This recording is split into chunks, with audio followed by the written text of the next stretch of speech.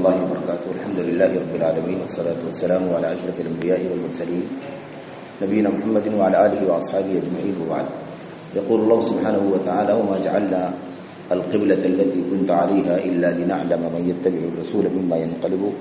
ممن ينقلب على عقبيه وإن كانت لكبيرة إلا على الذين هدى الله وما كان الله ليضيع إيمانكم إن الله بالناس لرؤوف رحيم. اللہ تبارک و تعالیٰ اپنے کلام کی اس آیت کریمہ کے اس ٹکڑے میں اس سلسلے میں گفتگو فرما رہا ہے کہ قبلہ جو تبدیل ہوا تھا خانہ کعبہ سے بیت المقدس کی طرف اور پھر بیت المقدس سے دوبارہ خانہ کعبہ کی طرف، یہ قبلے کی جو تبدیلی ہوئی ہے، اس تبدیلی کے بارے میں اللہ تعالیٰ فرماتا ہے کہ اس کا مقصد یہ تھا کہ اللہ تعالیٰ اپنے بندوں کو آزمائے، ان کا امتحان لے کہ کون اللہ تعالیٰ کے حکم پر جب بھی اللہ کا حکم آئے تو اس حکم کے مطابق وہ تبدیل ہو جائے، جب جیسا حکم ہو اس کے مطابق عمل کرے، اور اللہ کے نبی صلی اللہ علیہ وسلم کی اتباع، اللہ کے نبی صلی اللہ علیہ وسلم کے حکم کی پیروی، یہی اس کا اصل ایمان ہو۔ تو کون اس معیار پر اترتا ہے اور کون اس معیار پر نہیں اترتا ہے، کون اتباع کرتا ہے نبی کریم صلی اللہ علیہ وسلم کی اور کون اتباع نہیں کرتا ہے، اپنی خواہشات کے پیچھے چلتا ہے، اس امتحان کے لیے، اس مقصد کے لیے اللہ تبارک و تعالیٰ نے یہ قبلہ تبدیل فرمایا تھا۔ اسی لیے اللہ تعالیٰ فرماتا ہے اسی حوالے سے: وَمَا جَعَلْنَا الْقِبْلَةَ الَّتِي كُنْتَ عَلَيْهَا، اللہ فرماتا ہے جس قبلے پر آپ تھے وہ قبلہ اس لیے تھا، جس قبلے پر آپ تھے یعنی اس سے پہلے خانہ کعبہ کی طرف قبلہ تبدیل ہوا، اس سے پہلے آپ جس قبلے پر تھے یعنی بیت المقدس کی طرف آپ اور آپ کے صحابہ چہرہ کر کے نماز پڑھتے تھے، وہ قبلہ اسی مقصد کے لیے تھا تاکہ اللہ تبارک و تعالی جان لے، الا لنعلم، تاکہ ہم جان لیں من یتبع الرسول ممن ينقلب على عقبیہ، ہم جان لیں کہ کون رسول صلی اللہ علیہ وسلم کی اتباع کرتا ہے ان لوگوں میں سے جو اپنے ایڑیوں کے بل پلٹ جاتے ہیں، یعنی کون پلٹ جاتے ہیں، نہیں مانتے ہیں، اور کون رسول کریم صلی اللہ علیہ وسلم کی اتباع کرتے ہیں۔ اس کو جاننے کے لیے اب ایک بات جو بہت موٹی ہے وہ یہ ہے کہ ایسے تو ہم بہت اچھی طرح سے جانتے ہیں کہ اللہ تبارک و تعالیٰ تو جانتا ہی ہے، اللہ تعالیٰ کو علم ہے کہ کون اتباع کرے گا، کون اتباع نہیں کرے گا، کون ایڑیوں کے بل پلٹ جائے گا، یعنی منہ پھیر لے گا، اعتراض کرے گا، اختلاف کرے گا، رسول کریم صلی اللہ علیہ وسلم کی بات کو تسلیم نہیں کرے گا، اللہ تعالیٰ جانتا ہے۔ لیکن اللہ تعالیٰ فرماتا ہے تاکہ ہم جان لیں، تاکہ ہم جان لیں۔ اس کا مطلب یہ نہیں ہے کہ اللہ تبارک و تعالیٰ نہیں جانتا تھا، اللہ تبارک و تعالیٰ جانتا ہے اسے جو ہو چکا ہے، اور اسے بھی جانتا ہے جو ہو رہا ہے، اور اسے بھی جانتا ہے جو ہوگا، اور اللہ تعالیٰ اسے بھی جانتا ہے کہ جو نہیں ہوا اگر وہ ہوتا تو کیسے ہوتا۔ اللہ تبارک و تعالیٰ کا علم ہر چیز کو محیط، ہر چیز کو شامل ہے، کوئی چیز اس کے علم سے خارج نہیں ہے، تو اللہ تبارک و تعالیٰ کو معلوم ہے۔ لیکن یہ جو مقصد ہے یہاں جو آیت کریمہ کا سیاق ہے، اس کا مطلب یہ ہے تاکہ لوگوں کے سامنے علانیہ طور پر نمایاں ہو جائے، سب کے سامنے آ جائے، اور یہ چیز کھل جائے کہ کون اتباع رسول کر رہا ہے اور کون اپنی خواہشات کے پیچھے چلتا ہے اور منہ پھیر کر کے پلٹ جاتا ہے، کون اعتراض کرتا ہے، کون اختلاف کرتا ہے، کون اس سلسلے میں بہت ساری تکلفات، چوں چرا، کیوں ایسے ہوا، پہلے یہ کیوں تھا، اب یہ قبلہ کیوں تبدیل کر دیا گیا، پہلے بھی تو یہی تھا، اس طرح کی باتیں کون کرتا ہے۔ تو اس مقصد کے لیے اللہ تبارک و تعالیٰ نے گویا کہ اللہ عز و جل نے ہمیں یہ بات بیان فرمائی ہے کہ یہ دنیا آزمائش کے لیے ہے، موت و حیات آزمائش کے لیے پیدا کیے گئے ہیں، ہماری اور آپ کی زندگی کا مقصد آزمائش ہے۔ تو یہ آزمائش ہر پل ہے، اور سب سے بڑی آزمائش یہ ہے کہ اللہ تبارک و تعالیٰ کی جو شرعی قواعد ہیں، شرعی قوانین ہیں، شرعی احکامات ہیں، ان احکامات کی پابندی ہم اور آپ کتنا کرتے ہیں۔ دیکھیں کائناتی جو نظام ہے، کائناتی نظام کی پابندی کرنے پر کوئی اجر و ثواب نہیں، کیونکہ کائنات کے نظام کی پیروی کرنا، پابندی کرنا یہ انسان کے اختیار میں نہیں ہے، بلکہ وہ تو مجبوراً کر رہا ہے۔ ان مثال کے طور پر آدمی کو بھوک لگتی ہے، کھانا کھائے گا ہی کھائے گا، اسے پیاس لگے گی پانی پیے گا ہی پیے گا، اسے قضائے حاجت کی ضرورت ہوگی وہ جائے گا ہی، یا مثال کے طور پر صبح ہونا شام ہونا، رات آئے گی ہی آئے گی، اس میں کوئی اختیار نہیں، دن ہوگا ہی، اس میں کوئی اختیار نہیں۔ ایسے جو کائنات کے جو نظام ہے، کائنات کے نظام کی جو پابندی انسان کرتا ہے، یہ اجر و ثواب نہیں ہے اس کے اوپر، کیونکہ ایسی صورت میں اس کا کوئی اختیار نہیں۔ لیکن شرعی جو قوانین احکام ہیں، یہی اصل امتحان اور آزمائش کی جگہ ہے۔ یہ شرعی قوانین اور اس کے احکامات کی پابندی کرنا اللہ تبارک و تعالیٰ کی طرف سے ہماری اور آپ کی آزمائش کا سبب اور ذریعہ ہے۔ تو اللہ تعالیٰ آزماتا ہے۔ دیکھیے یہ بھی ایک بہت بڑا مسئلہ تھا، اور واقعی اس امتحان میں بہت سارے لوگ کامیاب ہو گئے اور بہت سارے لوگ کامیاب نہیں ہوئے۔ اللہ تبارک و تعالیٰ نے اس کا بھی نقشہ کھینچا ہے کہ کون سے کامیاب ہوئے اور کون کامیاب نہیں ہوئے۔ ظاہر ہے کہ اہل کتاب یہود و نصارہ طعنہ دینے لگے، مسلمانوں میں سے الحمدللہ لوگوں نے ایمان قبول کیا، تسلیم کیا، لیکن بعض صحابہ کرام کے ذہنوں میں سوالات ابھرنے لگے۔ وہ سوال اس سے متعلق نہیں تھا کہ تبدیل کیوں کر دیا گیا، قبلے کی تحویل، قبلے کا تحویل یا قبلے کی تبدیلی کیوں ہوئی، اس کے بارے میں سوال نہیں تھا۔ سوال اس سلسلے میں تھا کہ اللہ کے نبی صلی اللہ علیہ وسلم، ہم لوگ زندہ ہیں، ہم نے خانہ کعبہ کی طرف نماز پڑھی تھی، اس کے بعد ہم نے بیت المقدس کی طرف چہرہ کر کے نماز پڑھا، اب اللہ کا حکم ہوا ہے، آپ بتا رہے ہیں، اللہ کی طرف سے یہ پیغام ہمیں پہنچا رہے ہیں کہ ہمیں خانہ کعبہ کی طرف چہرہ کرنا ہے، ہم خانہ کعبہ کی طرف بھی چہرہ کر کے نماز پڑھیں گے۔ لیکن ہمارے وہ ساتھی، ہمارے وہ بھائی جو اس سے پہلے وفات پا گئے، جن کی موت اس سے پہلے ہو گئی، یعنی خانہ کعبہ کا یہ حکم نہیں آیا تھا تحویل قبلہ کا، اس سے پہلے بیت المقدس کی طرف نماز پڑھتے رہے اور اسی حالت میں ان کی وفات ہو گئی، یہ اب جو خانہ کعبہ کا حکم آیا ہے اس وقت تو موجود نہیں ہے، ان کی نمازوں کا کیا ہوگا، ان کی نمازیں قبول ہوں گی یا ان کی نمازیں قبول نہیں ہوں گی؟ تو اس سلسلے میں اللہ تبارک و تعالیٰ نے جواب دیتے ہوئے فرمایا، اللہ نے آگے فرمایا کہ اللہ تعالیٰ ان کی نمازوں کو ضائع نہیں کرے گا۔ درمیان میں اللہ تعالیٰ فرماتا ہے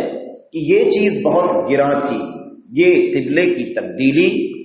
بہت گراں اور بہت بھاری چیز تھی، وہ امکانت کبیرہ، یہ بہت بھاری چیز تھی۔ ظاہر سی بات ہے دلوں کے اندر اگر پورے طور پر اتباع رسول کا جذبہ ہو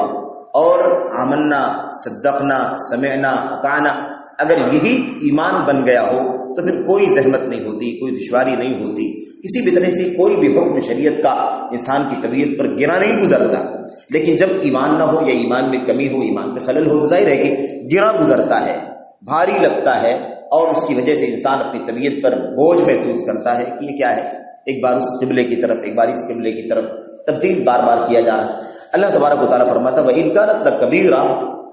اگرچہ کہ یہ چیز بہت زیادہ گراں تھی اور بہت مشکل تھی، إِلَّا عَلَى الَّذِينَ هَدَى اللَّهُ، سوائے ان لوگوں کے جنہیں اللہ تبارک و تعالیٰ نے ہدایت عطا فرمائی، جسے اللہ تبارک و تعالیٰ نے، یا جن لوگوں کو اللہ تبارک و تعالیٰ نے ایمان کی توفیق بخشی ہے، اتباع رسول صلی اللہ علیہ وسلم کی توفیق عطا فرمائی ہے،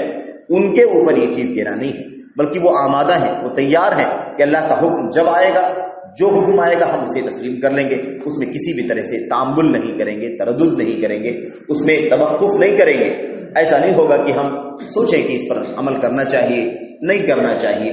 یہ اللہ تبارک و تعالیٰ نے یہاں واضح کر دیا کہ یہ چیز بہت سارے لوگوں کے لیے گرانی کا سبب بن گئی، لیکن اللہ تعالیٰ نے جنہیں ہدایت عطا فرمائی، توفیق دی اتباع سنت کی، سچے ایمان کی، اور اللہ تعالیٰ کے حکم کے سامنے سر تسلیم خم کر دینے کی توفیق بخشی، ایسے لوگوں کے لیے یہ حکم کوئی گرا نہیں تھا۔ صبح شام احکامات میں اللہ تعالیٰ کی طرف سے تبدیلی ہو تو بھی انہیں کوئی حرج نہیں ہے، وہ ہر طرح سے ماننے کے لیے، تسلیم کرنے کے لیے تیار ہے۔ اس کے بعد اللہ تعالیٰ فرماتا ہے کہ اللہ تعالیٰ تمہارے ایمان کو ضائع کرنے والا نہیں، وَمَا كَانَ اللَّهُ لِيُضِيعَ إِيمَانَكُمْ، اللہ تمہارے ایمان کو ضائع کرنے والا نہیں ہے۔ یہ اسی چیز کا جواب ہے جو صحابہ نے اللہ کے نبی صلی اللہ علیہ وسلم سے پوچھا تھا کہ اللہ کے نبی ہمارے بہت سارے ساتھی جن کی وفات ہو گئی، اس سے پہلے ان کی نمازوں کا کیا ہوگا؟ یہ ہے اللہ تعالیٰ تمہارے ایمان کو ضائع کرنے والا نہیں ہے۔ ایمان کہا گیا، ایمان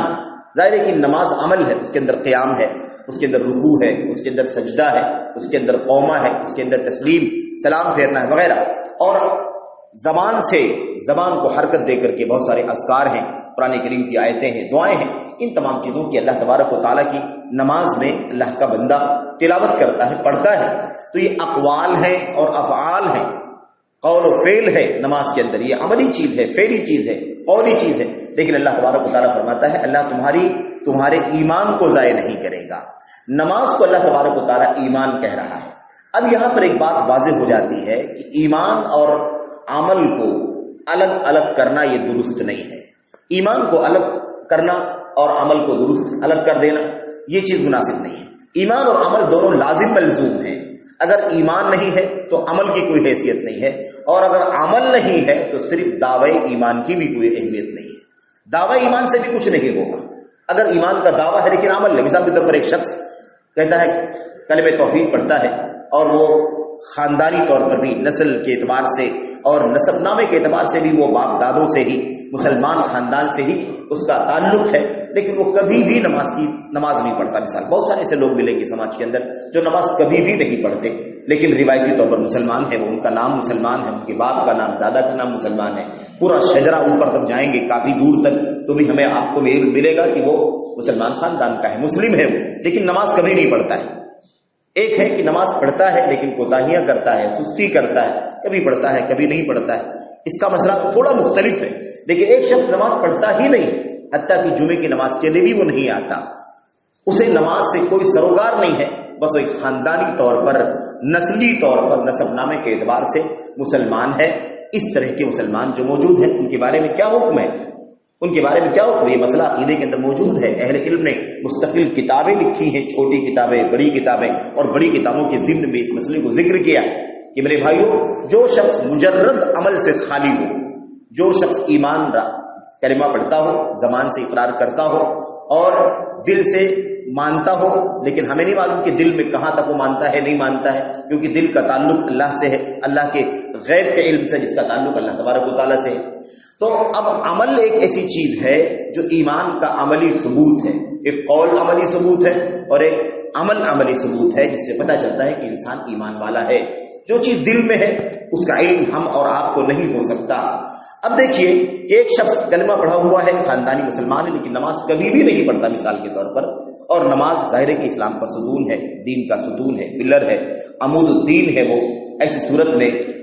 اہل علم کا یہ مسئلہ الجھ گیا کہ آخر نماز چھوڑنے والے کا کیا حکم ہے۔ نماز نہ پڑھنے والے کی بات نہیں ہو رہی، نماز چھوڑنے والے کا کیا حکم ہے، ترک صلاۃ کرنے والے کا کیا حکم ہے۔ اس سلسلے میں امت کا دو طبقہ بن گیا۔ ایک طبقہ دلائل کی روشنی میں کہتا ہے کہ وہ کافر ہو جائے، ایک طبقہ کہتا ہے کہ کافر تو نہیں ہوگا،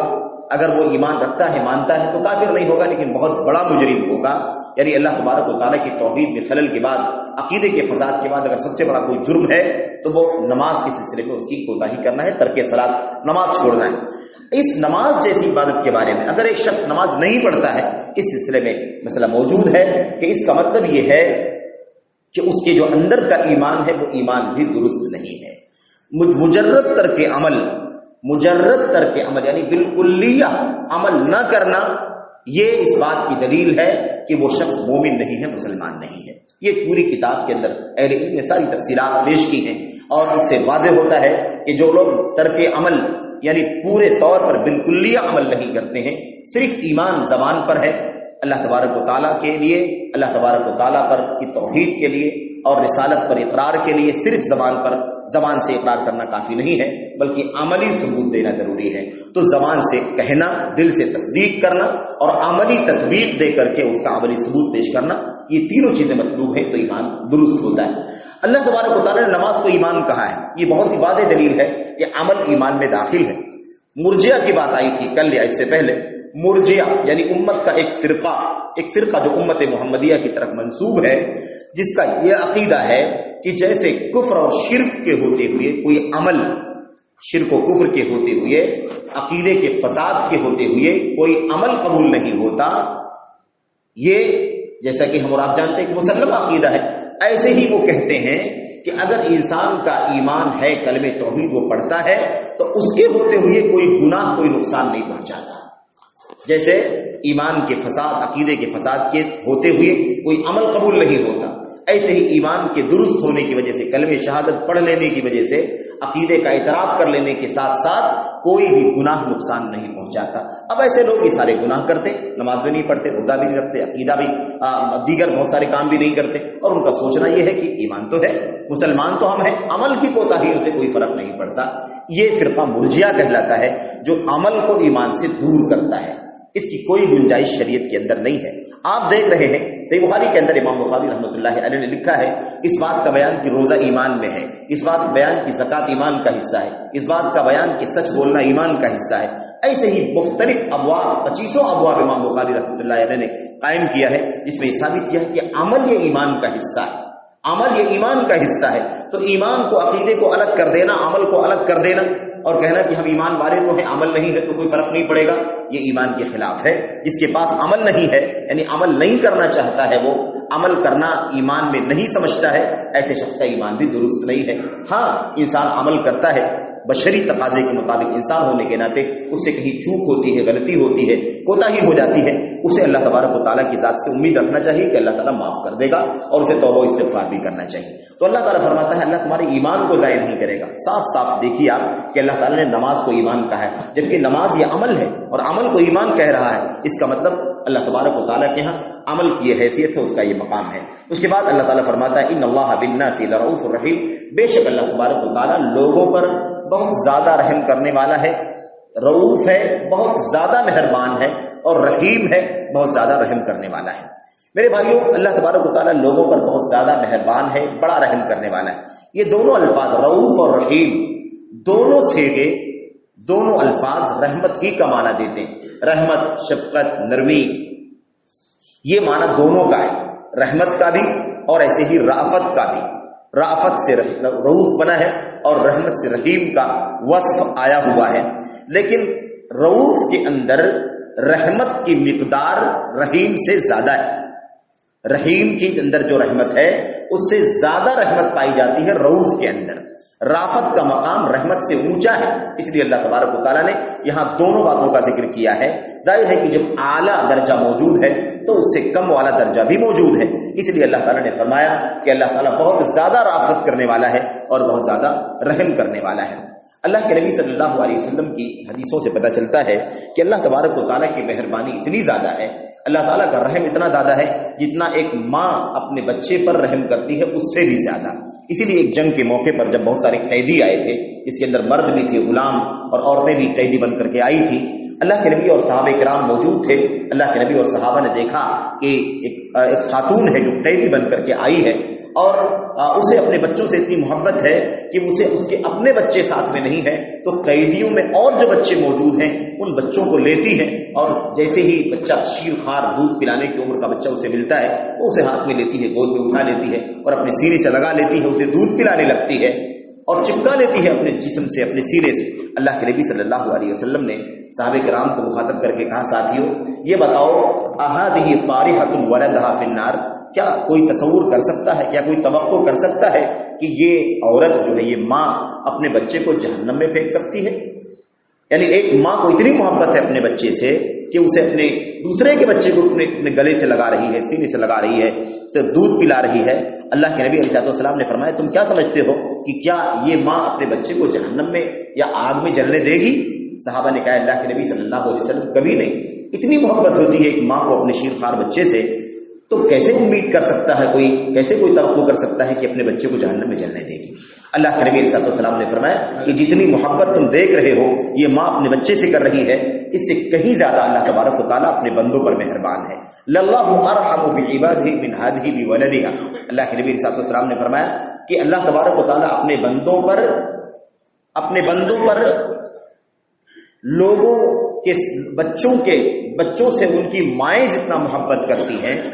بچوں پر ان کی مائیں جتنی مہربان ہوتی ہیں، اس سے زیادہ اللہ تبارک و تعالیٰ اپنے بندوں پر مہربان ہوتا ہے۔ تو اللہ تبارک و تعالیٰ کی یہ صفت رحمت ہے، صفت رافت ہے اور بہت عظیم صفت ہے میرے بھائیوں۔ اس کے ذریعے سے اللہ تبارک و تعالیٰ سے رحمت کی امید ہوتی ہے۔ رجا، ایمان جو ہے وہ خوف اور رجا یعنی امید کے بیچ میں، انسان کو ڈرنا بھی چاہیے اللہ کے عذاب سے اور ساتھ ہی ساتھ اللہ تبارک و تعالیٰ سے رحمت کی امید بھی کرنی چاہیے۔ اللہ کے نبی صلی اللہ علیہ وسلم نے فرمایا کہ جو دونوں چیزیں اپنے اندر پاتا ہے اسے دونوں چیزیں مل جائیں گی۔ یعنی کیا مطلب؟ اللہ تبارک و تعالیٰ کے عذاب سے ڈرتا ہے تو جس سے وہ ڈرتا ہے اللہ تبارک و تعالیٰ اسے اس عذاب سے بچا لے گا، اور جس رحمت کی امید کرتا ہے وہ رحمت اللہ تبارک و تعالیٰ اسے عطا فرما دے گا۔ اس لیے بندے کو چاہیے کہ وہ اللہ سے ڈرے بھی، نڈر نہ ہو جائے، بے خوف نہ ہو جائے، اور اسے چاہیے کہ اللہ تعالیٰ سے امید رکھے، اتنی بھی امید نہ رکھے کہ ڈر ختم ہو جائے، بے خوف ہو جائے، صرف امید ہی امید رکھے، یہ ناکامی کی دلیل ہے۔ اسے ڈرنا بھی چاہیے اللہ تبارک و تعالیٰ سے اور اللہ تعالیٰ کی رحمت کی امید بھی کرنی چاہیے۔ بہرحال میرے بھائیوں، یہ اللہ تبارک و تعالیٰ کی آیت کریمہ کا پیغام ہے۔ اس کے اندر ایمان کی آزمائش ہے، عمل کی آزمائش ہے، اتباع رسول صلی اللہ علیہ وسلم کے سلسلے میں اللہ تبارک و تعالیٰ ساری دنیا کے سامنے یہ پیش کرنا چاہتا ہے کہ کون تسلیم کر رہا ہے، کون تسلیم نہیں کر رہا ہے۔ پیغام یہ ہے کہ یہ ایک مسئلہ ہے تحویل قبلہ کا، اس ایک مسئلے میں اللہ تعالیٰ نے لوگوں کو آزمایا ہے۔ ایسے ہی شریعت کا ایک ایک مسئلہ، ایک ایک حکم ہماری اور آپ کی آزمائش کے لیے ہے، ہمیں اور آپ کو جانچنے کے لیے ہے کہ اس حکم میں یہ بندہ اللہ کے رسول کی اتباع کر رہا ہے کہ نہیں کر رہا ہے، رسول کی پیروی کر رہا ہے کہ نہیں کر رہا ہے، اپنی خواہشات کے پیچھے تو نہیں چل رہا ہے۔ یہ پیغام ہمیں اس آیت کریمہ سے لینا ہے کہ ہم ہر حکم میں، شریعت کے ایک ایک مسئلے میں امتحان میں ہیں، آزمائش میں ہیں، اور ہمیں اس بات کی فکر کرنے کی ضرورت ہے کہ ہم اپنے امتحان میں کامیاب ہو رہے ہیں یا ناکام ہو رہے ہیں، کامیابی مل رہی ہے یا کامیابی نہیں مل رہی ہے، کہاں تک اتباع رسول کر رہے ہیں۔ ایک ایک عمل میں ہمیں اتباع رسول تلاش کرنے کی ضرورت ہے کہ کس کے پیچھے چل رہے ہیں، کس کو مان رہے ہیں، اپنی خواہشات کے پیچھے چل رہے ہیں یا واقعی اس مسئلے میں یا زندگی کے ہر مسئلے میں ہم اور آپ اللہ کے نبی صلی اللہ علیہ وسلم کی سنت اور آپ کا اسوہ اور آپ علیہ الصلوۃ والسلام کا حکم اور آپ کا فرمان تلاش کر رہے ہیں۔ ہمیں اس کی فکر کرنے کی ضرورت ہے۔ اللہ سے دعا ہے کہ اللہ تبارک و تعالیٰ ہمیں یہ جذبہ اپنے اندر پیدا کرنے کی توفیق عطا فرمائے، اور اللہ عز و جل ہمیں اللہ تعالیٰ کی رحمت سے، اللہ کی رافت سے نیک امید رکھنے کی توفیق عطا فرمائے۔ آمین رب العالمین۔ صلی اللہ علیہ وسلم وبارک علی نبینا محمد وعلی آلہ وصحبہ اجمعین۔ السلام علیکم ورحمۃ اللہ وبرکاتہ۔